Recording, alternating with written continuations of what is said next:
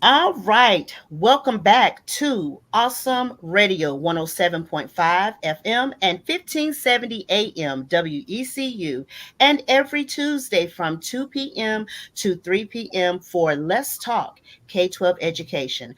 I'm your host for the next 50 minutes, Tonitia Langley, education enthusiast, thought leader, and founder of Enrichment Strategist Services LLC, an education consulting business.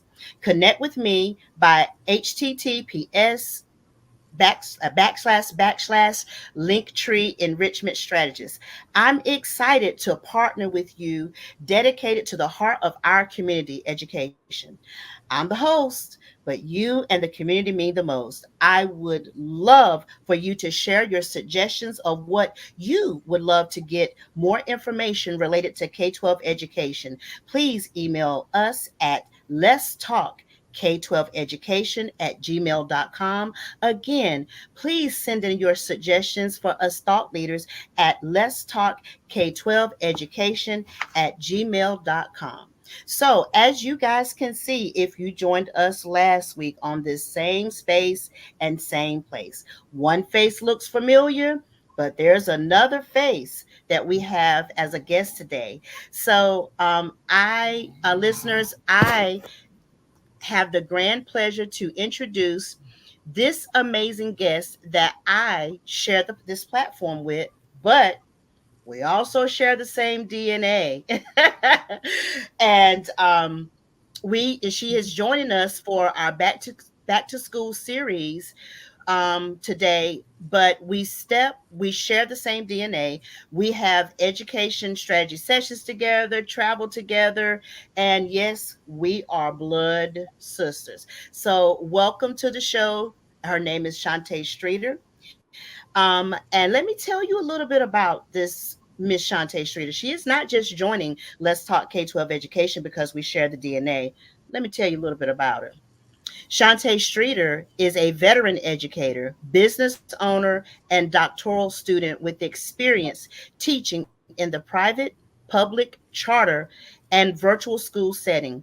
Mrs. Streeter has a BS in social sciences, a master's in education specializing in instructional technology, a master's in the arts of teaching with a certification in middle grades ELA and social studies in multiple, did y'all hear this? Multiple states, and has a gifted and talented endorsement. Having served diverse populations in Title I schools, she aspires to take this knowledge and expand as a professor of education at the higher education level upon completion of her PhD in history and math in 2025. Poetry snaps. Hello. We ready for you to come in on this conversation today, the future Dr. Streeter. Mrs. Streeter has served Thank you. in multiple leadership roles and is a member of several esteemed historical professional organizations and is so glad to be here today. So before we get Thank into my repeat guests, Ms. Streeter, is there anything you would like to tell our radio listeners today? Well, I'm definitely glad to be here. So thank you all so much for having me. And I'm very proud of you. This is an awesome platform, and I'm glad to be a part of it. So thank you. Thank you. And we can't wait to get started. And let me reintroduce a familiar face from last week. Thrilled to have an amazing return guest join me to share their perspectives for our continuing series, Back to Better, Back to Basics, Back to School series. I had the wonderful opportunity to be this young lady's mentor teacher for ELA during her beginning teacher phase. She also was a guest on the show last week. Kayla Green, for me to have you back again, you must be something special and serious. What do you have to tell these listeners before we get started with our stuff today? So hang on, let me read to you about Miss Kayla Green. Some of you had it last week, but in case you missed Let's Talk K-12 Education, let me go ahead and tell you a little bit about her. I don't have up here because she's cute and adorable and she was my former mentee. Let me tell you a little bit about Miss Kayla Green. Kayla Green has over 7 years of experience in public education. She has taught middle school English language arts and social studies, high school English, and more recently, she served as an elementary school librarian. Those are always some of my favorite people, Kayla. I'm just going to tell you, along with the secretary. Currently, Kayla is an author and brand partner with Pepper Pie. Kayla has written an award winning young adult fantasy novella, Avon, the One Truth, an inspirational poetry collection, Metamorphosis. She has a new young adult novel set to debut in 2025. And I know who she needs to call first because I like to feel special. So, through her writing and with Pepper Pie, Kayla has a goal of spreading literacy love and getting as many books into the hands of as many children as possible. This summer, Kayla organized a book drive to benefit children in foster care. That's sweet right there. Even more recently, she ran a self paced online back to school success workshop sharing tips and resources for families with school age children. You can connect with Kayla through her website, theunicornwriter.com. Miss Kayla, is there anything that you would like to tell our listeners before we get into our show today? I'm excited to be back and to continue this conversation. I think we're going to have a great talk today. Awesome. And before we get into our show today, Miss Streeter, I forgot to see if you wanted any way for you have a very busy schedule, but I didn't know if you wanted people to connect with you. If so, just please share your contact information. Okay, I can definitely be reached at Shantae Streeter at gmail.com for business purposes at Team Infinity Group LLC.com. Awesome sauce. I got some amazing guests up here today. So, we're going to get right on into our show today. So, being a former middle school teacher and grandmother to 8 school age grandbabies, I recognize the importance of creating and establishing a positive, productive, sturdy foundation at home and bridging the gap for school from home to school connection for a new school year. This always used to make me very nervous. So as a result, I started the Back to Better, Back to Basics, Back to School series, which provides information, tips, tools, and resources in an effort to promote educational equity for families. If you would like a recap of those tools and resources promoting educational equity from previous Let's Talk K-12 Education with Tonitia Langley show, head on over to Facebook. The name would be Awesome Radio 107.5 FM and 1570 AM with the purple and green logo.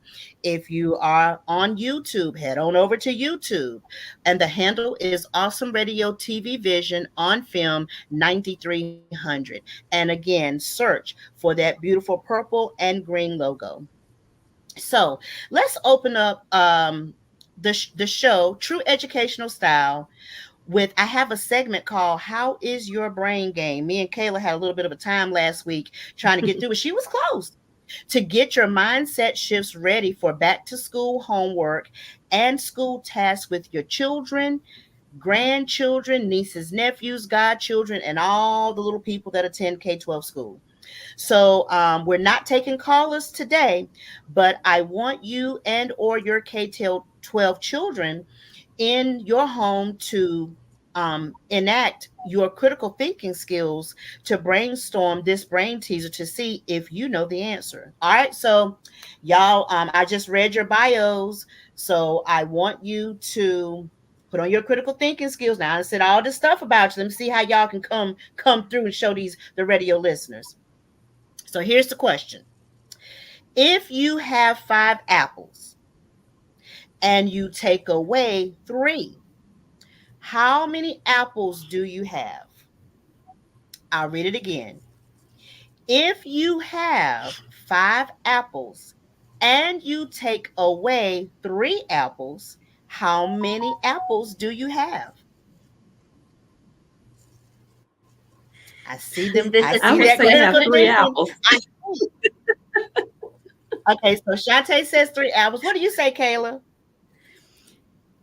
Well, if you're taking it away, it sounds like a math problem, but it's a brain teaser. Uh-huh. So I feel like I try to overthink these. if it's five, you take Yep. away three, that's two. But you also said the word you, you're Uh-huh. taking them away. So I can Right. see why. I can see why Shantae said three because it's the brain teaser. But to me, two makes sense. So It does, yeah. Can you see our students doing this? We're doing it. So, do y'all Yes, give I do in? these with my students. I give Okay. in. That's all I Yes. got. So, and it is what we teach our babies, the critical thinking skills. It's right there in the face. You Mhm. have five apples because the riddle doesn't say you ate or gave away the apples because you could have had them in a lump and then just move three to the side and still have five apples. So you still have Mhm. five apples. Do you see what I'm saying? So it's those. So this brain teaser is simple, yet can spark a discussion about critical thinking and the importance of reading comprehension in education. So, how? So we're going to get into some of these ways in our back to school, back to better, back to basics, back to school series on how we can be active participants in these types of. Critical thinking skills. It's something to think about, right? And that's how those standardized tests, those EOGs, or Shantae, what do you guys call them from where you guys? Do you call them end of grade tests? We call them, yes, end of grade milestones. In Georgia is the milestones. Georgia Got you. milestones. Okay. All right. So, radio listeners, if you have brain teasers for How is Your Brain Game segment and you would like to have them on the show, email us at let's talk K-12 education at gmail.com. So before we get our back to school perspectives from our guest, let's have some hearty conversation that will tie in both audiences for our Back to Better, Back to Basics, Back to School series. So I know that Shantae and Kayla, you guys are going to want to throw something at me and what I'm getting ready to say, but I think that I still think that we need to mention it. So I want to talk about the lingering impact of the pandemic on back to school for this year. I think sometimes that because it just ties into what we're going to talk about today in the back to school series. And people, I don't think that we can say, well, we're over that. No, I think that we still need to talk about it. So I want to talk just briefly about some of the impact on the families, and you guys can hop in, you know, about some families are still having some economic hardships as we think about some of them getting ready to send their babies back to school, especially if they have multiples. Um, some of the parental involvement barriers that are still lingering because it didn't just go away, it was so mass, you know what I mean? Some of the childcare challenges, and I think when we talk about the mental health concerns, and disclaimer, we're not coming through as mental health professionals because we are not. We are educational practitioners, but we're well versed when it comes to mental health concerns because we deal with a variety of types of our colleagues as well as the families and the students that we serve. Some of the impact on the teachers, burnout and resignation. We're going to touch on some of that today for back to better, back to basics, back to school, skill adaptation, something that I've had to do in my own consultancy. Me and my sister have talked about it. Um, and as a massive of a Jane as I am, even I've had a struggle with skill adaptation. So hopefully, as you guys give some of those tips and tools today in a special segment that we're going to do towards the end, that can be very helpful. Work-life balance, uh, academic recovery for the students, social and emotional challenges for the students, behavioral issues for the students, digital divide. So it's crucial to recognize that the pandemic's impact is not uniform and varies across different communities and student populations. Addressing these challenges requires a multifaceted approach that involves collaboration between schools, families, and communities. So, before we head into our first break in a few minutes, I want to start us off there because I feel as though my heart doesn't let me just say, well, oh, we're over the pandemic and let's move forward. I think that there's been several things done in the education industry, and that is why we're having mass teacher exodus. That is why we're having these political things that are coming up that I won't mention on this show, that is getting some backing because there's some things that we didn't quite take care of to make sure that our teachers and our families and our students were given the proper tools when they just opened up the doors and said, resume teaching. So I want you guys to weigh in as we are thinking about back to better, back to basics, back to school, before we get into some of those specific topics that we're going to cover after the break. Well, I Okay. think, like you said, it's not just over. The impacts are long lasting. Students, they were home, they weren't interacting with other students face to face, Mm-hmm. and so you've seen struggles, and you're going to continue to see struggles, especially students. They missed a year and a half, almost 2 years of being around other people. So there's social skills lacking, and so there's time that needs to be addressed to help fill in these gaps, but there's still expectations on teachers and students to hit everything Mm, at the current age, the current level, when so much was lost because everyone was at home. And some people do well with that virtual environment, but mm-hmm. a lot of children, a lot of people, they just they miss stuff when they don't have that small group. They don't have that one-on-one Mm-hmm. intervention. So thank you, Kayla. I'm going to pull Shantae in for just a second because um, Shantae actually does virtual education. And so we got a few minutes before we head to break. What does that look like? Are you seeing in your area facilitating education that is kind of out of the norm of what we're used to? What does it look like? What does it look like for back to school when that's what you primarily do? So I want you to kind of chime in with that, Shantae, if you don't mind, before we go to break. Okay. Yes, definitely. Thank you. So there is definitely a lasting impact. And what we're seeing when we're doing the beginning of the year diagnostics and what we've seen year after year since the COVID supposedly ended is this current deficit in vocabulary, comprehension, and reading skills. And it's translating Mm-hmm. over into their writing. And so students are now more than ever needing all sorts of supports, additional resources, and additional tutoring, and programs designed to give them more practice. And so we're Mm-hmm. assessing them mid-year and then again at end of year. And so research says that it takes about 3 years to close up a 1 year gap. And so Oh. those gaps are generally big. And so what we're seeing in let's say eighth grade last year, we would see many students on between the third and the sixth grade reading level.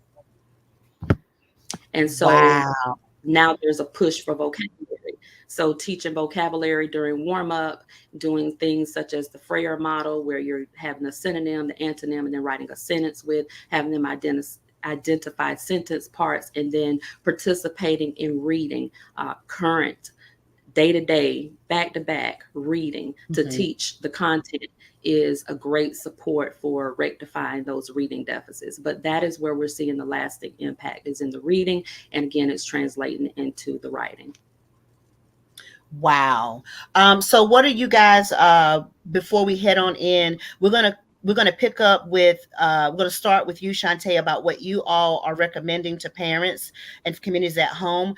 But we're gonna go ahead and get ready to get into our first break. It has been amazing with these two educational thought leaders as we provide you with some reminders of what we need to do to have success what we need to do to go to be back to better, back to basics, and back to school on here on Let's Talk Radio, on Let's Talk K-12 Radio, Awesome Radio.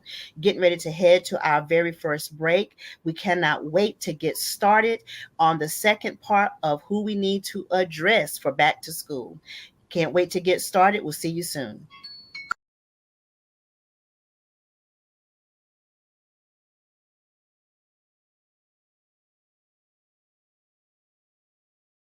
All right. Welcome back from our short break to Awesome Radio 107.5 FM and 1570 AM WECU every Tuesday from 2 p.m. to 3 p.m. for Let's Talk K-12 education. And we have been, again, I have myself, Tonitia Langley. I have my guests, Shantae Streeter and Kayla Green with me.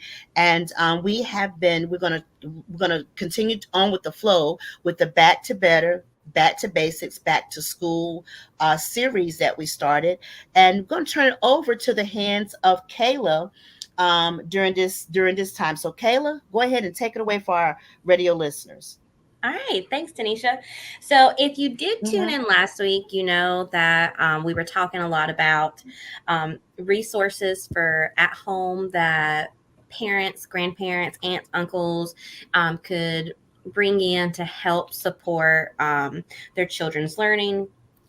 We talked about learning games that are super easy, like the headband game, trash get ball. Those are super easy. And just because of time here, if you've got questions about those, you can go back to see last week and listen to last week's show.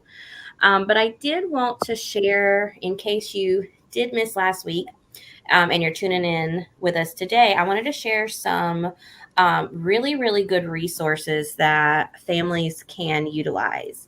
One is the Libby app. So Libby, Libby app. If you have a library card, and it's a free app, you just have to have a library card. So go to the library, get a library card. But with the app from your device, you can access books, so electronic books, and then also audiobooks. And you check it out just like you would at a physical book at the library. And these can be really beneficial, especially the audiobooks. For your children to listen to them. And one great strategy is to have the audiobook, or like you read out loud, not the audiobook, but the ebook, the electronic book, and you read it out loud Mhm. along with your child, because they'll be able that out loud. Um, it helps them develop fluency, understand pronunciation, and associate words, and help build that vocabulary. Like we talked about earlier, there's a lot of Mhm. lacking in vocabulary and comprehension. Mhm. Um, and there's not an age limit to reading aloud. If there was, the audiobook industry would not be booming like it is today.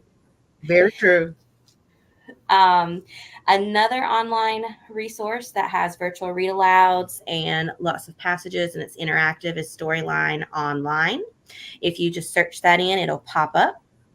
There's also two resources we did not get a chance to dive into last week, and that includes the International Children's Digital Library. Um, it's Mm. It's also got different resources. It's a little bit more, whereas international is a little bit more extensive, because the Libby app is tied to your library's collection in house. Mhm. And if you've got a smaller library in your area, you may not have as many selections. It's still good still to have what that library has to offer, but the International Children's Digital Library does have a more extensive, a larger collection. And then also, one way to help build, encourage your children to be readers and to be excited about reading is to have books just available. And one way to Yes. get books into your house, physical books, you can always go to the library and check out books. But families can also sign up for Dolly Parton's Imagination Library. It's completely free. Mm-hmm. You go in Mm-hmm. online, you put in your area, your child's age, and it'll let you know if there are, availability in your area. It's been a couple weeks since I checked, but at least the Pitt County area, there were some signups a couple weeks ago. So you sign up and you get books sent to your house for your child based on their age, and it's birth. Nice. It's birth through I think age 6 or 7, but don't quote me on the end age. But still, it's getting books into the home early, and you don't have to sign up just when your child is first born. If they're a little older, you can still sign in to that program.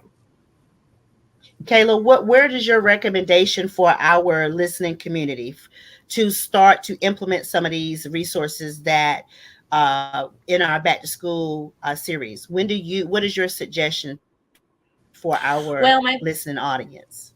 yeah, because I did just share a whole bunch. So it's like, where do I start? I Mm-hmm. think the first thing, the very basic is what works for my family to get reading time in.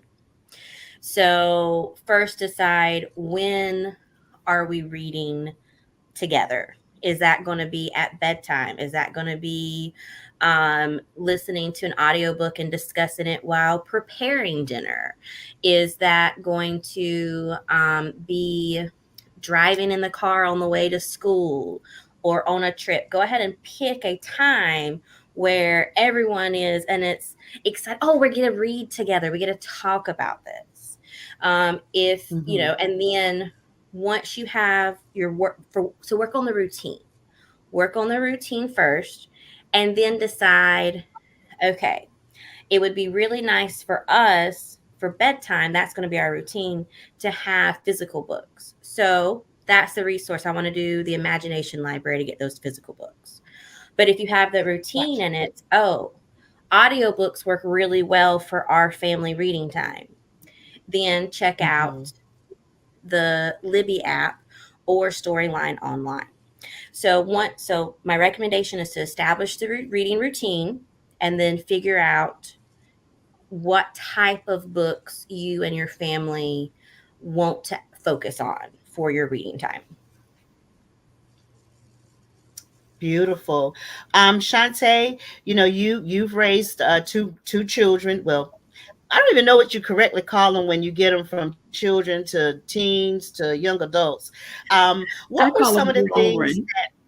you call them? What you My call them? grown. That's my mixture of grown children, grown.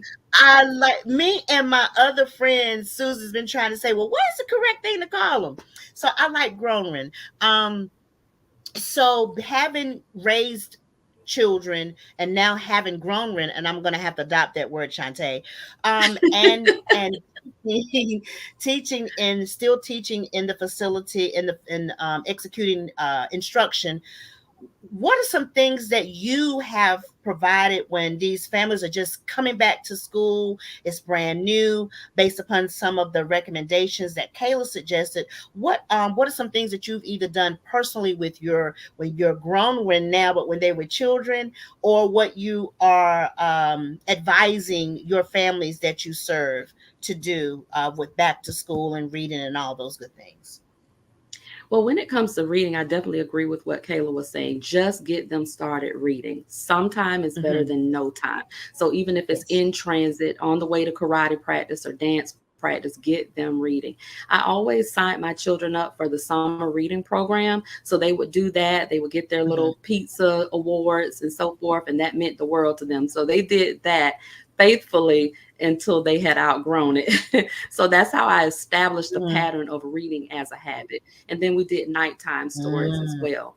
But one of the things that I would suggest in addition to that is, in the online community, there is a way to access the library, and there's an app called Sora. Sora. And you can check out books Mhm. through Sora. And so that is also something. So even if you're virtual, check and see what your school has available. And it may just be Sora. And you can check out an array of books on different lexile levels. And again, just get them started reading various genres. Another thing I would suggest is organization, having a spot that is designated, comfortable, Mhm. fitted for them, whether it be a bean bag, a closet corner, something with low lighting, however they Mhm. like their atmosphere to be, and make it fun for them. It can involve apple slices or whatever it is, but just Mhm. make it enjoyable and they will remember Mhm. that. And that's a really good way to establish a regular routine of reading, and it doesn't seem like a punishment to them in that way. Right. And I think you bring up a good point too, Shantae, that having that routine, having that consistency with children. So we're getting ready to head on over to another station break. But I want to say these are some great tips. These are some tools that parents and the communities in our listening audience can access from a phone. There's different levels. So you guys have provided some great information.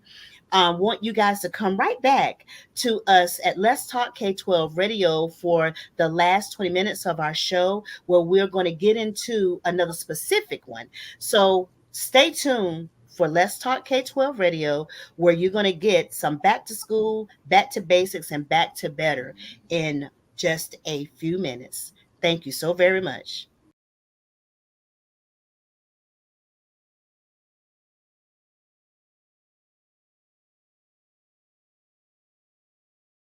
Welcome back again to another segment of Awesome Radio 107.5 FM and 1570 AM WECU as we gear up again for a new school year.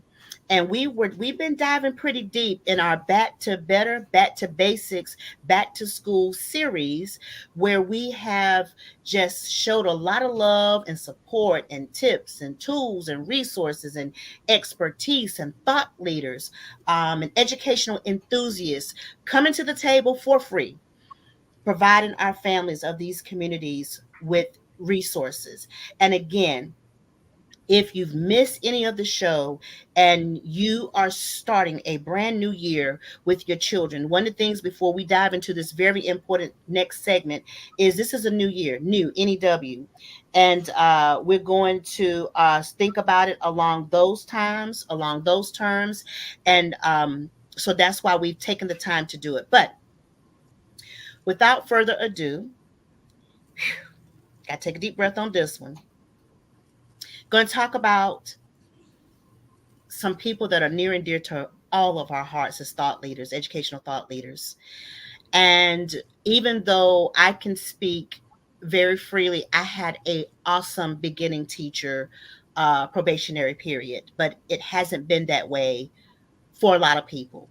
And we're bringing up beginning teachers because unfortunately, because of the things that are happening in education due to the pandemic, some things controlled, some things out of people's controls.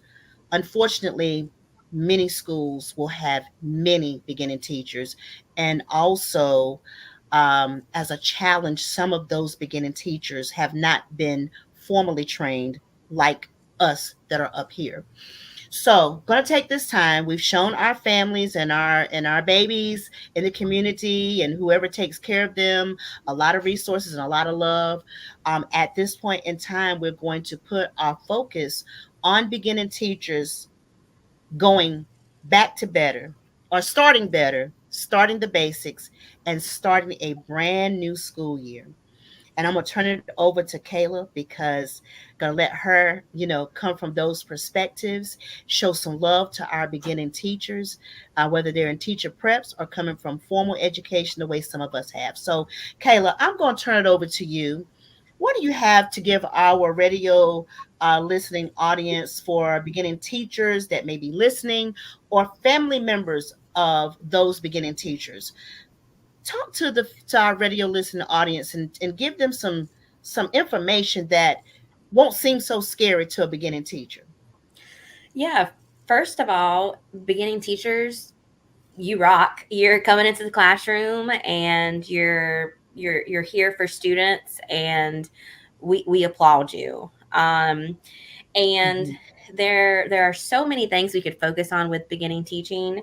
But first, I want to just kind of talk about some, general tips, general help, to help you through this first year, these first few months. Yes. And the first thing is, have a mentor and use their expertise.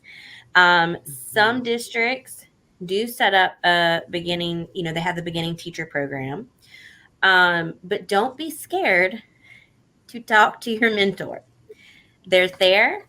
Go Repeat see it. them. Repeat it. Repeat it, Kayla. Repeat it. Don't Repeat it. be scared of your mentor. They are there for you. Go to them. Even if you're like, oh, this is a silly question, go ask it. If you're, Mhm. if you're, whether it's prep, um, uh, building relationships with students, building relationships with families, whatever it is. Tanisha, I was in your room all the time. I remember Ye when you were my mentor. yes. Yes. And sometimes Mhm. it was just to sit down in the desk and to catch my breath. And Yes. it's okay. Beginning teachers, it's okay that you have days you feel, how am I going to catch my Yeah. breath? Um, Exactly. And Kayla and or Shantae, so you had a I had a great experience, beginning teacher experience. You had a pretty good one, I would like to say. yes. So Kayla, you may address this. I don't know if you have this in your talk today.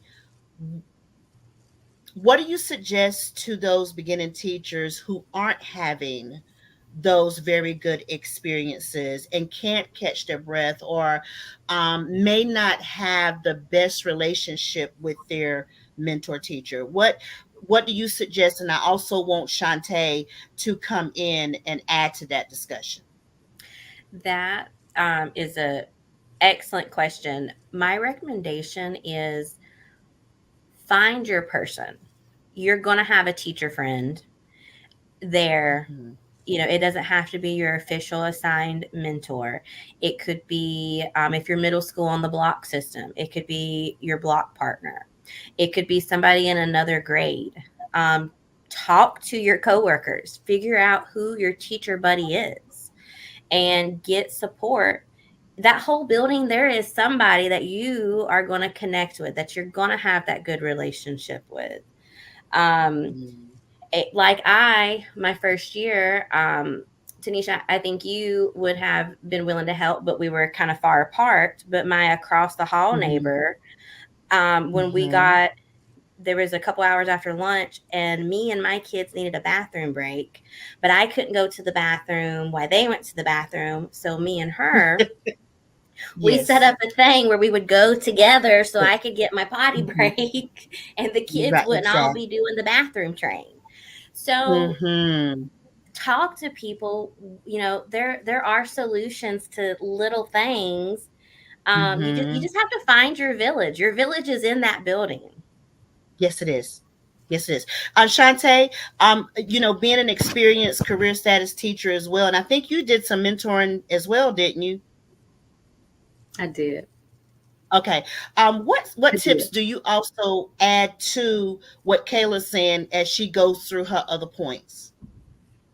So I would give some practical tips, such as if you're overwhelmed with emails, there are two things I would definitely recommend. One is sending an update every week at the start of the week, and it tells what's coming, it tells where we are, it tells upcoming assignments and reminders, such as, say, for example, in an online environment, right now, cameras are required for my district. So your camera, we're going to be on camera. cameras on is its lead to. So you're reminding them, you're prepping them. Any extra credit assignments. Parents like hearing updates. And when they can count on you to consistently send them a newsletter, it decreases your emails significantly because they know that they're going to hear from you. It also decreases the amount of questions that your students ask when you say in class, I sent you all an email today. Remember, every Monday I send an update. Read your emails. And the second practical tip I would suggest is at the end of every class, even if it's only for the last 2 minutes, this is applicable even if you're online or in a brick and mortar building. Leave it open for questions about anything specific to your content. That includes clarifying misconceptions about assignments. Did you get my work? Whatever it is that will alleviate the stress of the student and can alleviate the stress for you and an email later from the parent. Leave Oh, 2 minutes questions. That has tremendously dropped my email load. Okay, so those two yes. things, send email updates every week and leave two Mm-hmm. minutes open if you can at the end of every class period for questions. Awesome. Awesome. Okay. Go ahead on, Kayla. Yeah, I just want to, Shantae, that was an excellent thing to go ahead and have that information like preloaded at the beginning of the week. That is awesome. And, you can do emails, but also according to your district policies, there's Class Dojo, Mm-hmm. Remind, where you can keep parents in the loop. And that's going to help build relationships. Your parents are connected with you, and relationships are so important. And Mm-hmm. talking about, with the emails and keeping communication clear, you want to, I highly, highly suggest in the first 10 days of school, try to reach out to the parent and say, I'm so glad your child is in my class. Whether it's the first couple of days, find something. There's something about that child that is, there's a reason they're in your class. Was it you Yeah. can see that they are easily excited about math? Or can you tell that they're Mm-hmm. a good friend? Did they pick their neighbor's pencil up when it fell and that they're very Mm-hmm. kind? You want to go Mm-hmm. ahead and have that initial contact that's positive. Yes. And if something does happen where you have to make a not so positive phone call because of some choices, poor choices being made, I also highly recommend to keep an eye on that student for improvement, for progress, and let the Mm-hmm. parent know, hey, they did this and I'm so proud of them. Because Mm-hmm. so many parents feel like that school number pops up and they're like, oh no, what now? And when I was in middle school, I had I had one girl my first year teaching who came in the next day and she said, I've never gotten a positive call. She was Oh, in seventh grade and she said, I didn't know the teachers could call because I did something good. good for you, And Kayla. so say that again. I said, good for you. Yeah, it was kind of heartbreaking to be in middle Mm-hmm. school and have never gotten positive feedback. Mm-hmm. So, beginning teachers, there's a lot on your plate, but you need to make relationships a priority. That is my advice. You need to make And how relationships a priority. I'm sorry. How important is that, Kayla? Why is it such a big, big deal to establish those relationships as soon as you kind of get up and running back to school for these beginning teachers? Especially those students who you're saying, let me check them out and send something positive very early on. Why is that so impactful? It's so impactful because it shows that you care. You're in that classroom because you care. And these little acts, it's not just, don't look at it as, oh, that's something else on my to-do list. It is you showing that you care, and it's building a mutual respect and a relationship. And children don't care what you know until they Mhm. know that you care. That's very true.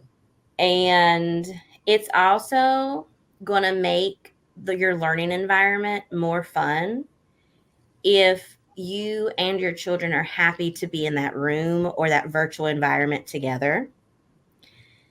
And so, and that's something that is also on my list that I wanted to talk about is you have to figure out how to make it fun, not Mm. just for the students, but Mm-hmm. for you. Mm-hmm. So, does that mean doing a choice board activity where students have a, some say if um, instead of that they're able to do like some sort of performance or something versus doing something sitting down in their desk? And it varies depending on grade or subject. But yeah, what are some ways that you guys have built relationships and have tried to have fun in your classrooms with your students? You want me to So go? one of the Okay, oh, go go ahead. ahead. Go ahead. Go ahead, Shantae. Go ahead. Go ahead.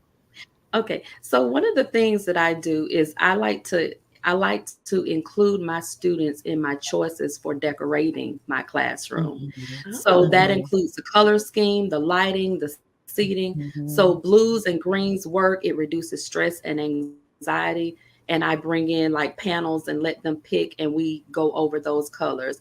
If money is of issue for the new teacher, because often that's how it is when you're a beginning teacher, then you can Yes. look at things such as panels out of the dollar store. There are borders, and you can start with something as basic as border trims that'll help calm the color down in the classroom.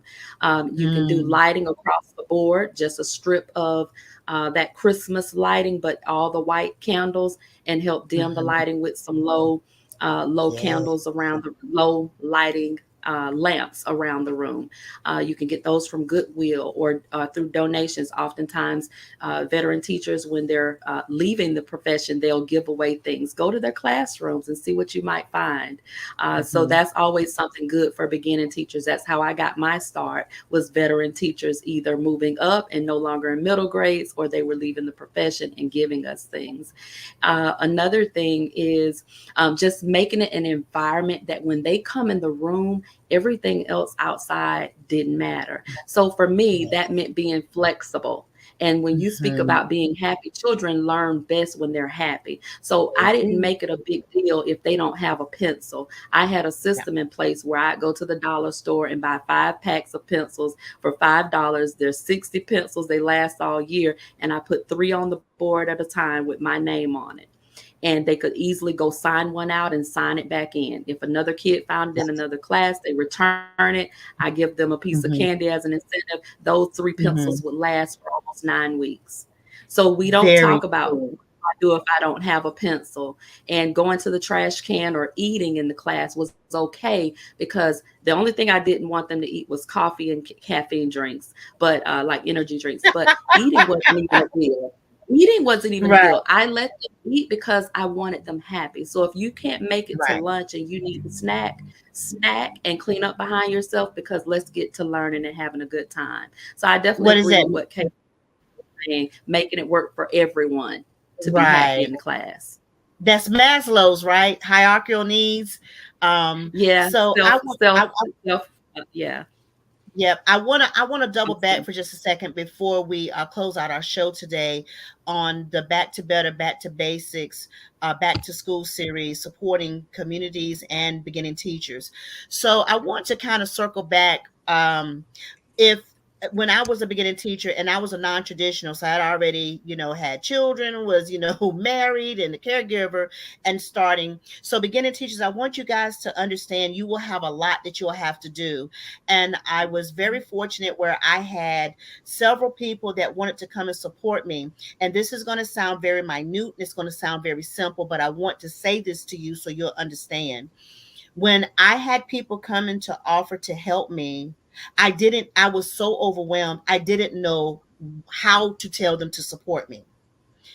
It's okay if people are reaching out and you don't know to say, well, can you do my emergency plans? You don't know. So just tell them, thank you so much for offering to help me start my new year.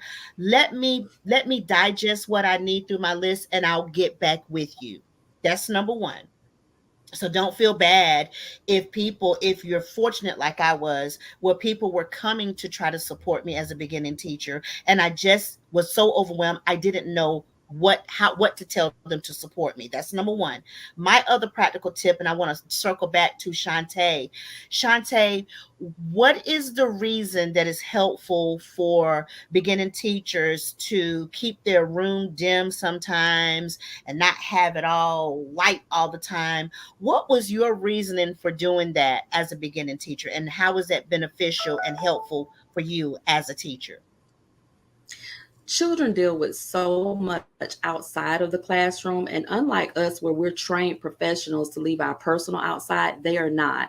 So especially in middle grades where they're learning how to regulate themselves, and they still won't learn that in middle grades, it's important to Yes. be able to establish something that they can come in and feel comfortable. So even with flexible seating, I would have a seat that's designated. I don't want to be bothered today. I don't even want to be in a group. I'm going to participate and do everything you tell me to do, but I just really am having a bad day. So we even had that seat. So I just think Beautiful. it's important that we consider that they really have some issues sometimes they that are on their mind when they come to class and that they can't separate from. So it's just important to consider that, not only for classroom management, but also because the students need us for that. They need us to be ahead of the game and be proactive for them.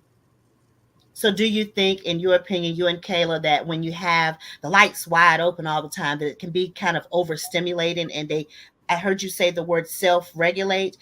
Is that one of the reasons that Yes. you did it, Shantae? Kayla, you did that as Yes. well sometimes, didn't you? Yeah, I would. Well, I wouldn't turn on both lights because it was just so Mm-hmm. bright. And I also Mm-hmm. talking about not being overstimulated. You see like the Pinterest classrooms, and it's like, oh, I want to do all this stuff, Yes. but you also don't Mm-hmm. want to have so much overwhelm that Mhm. nothing is taken in, like your key anchor charts or Mm-hmm. stuff. Mhm. You just Mhm. be mindful of everything that you're adding um, to your space. Okay.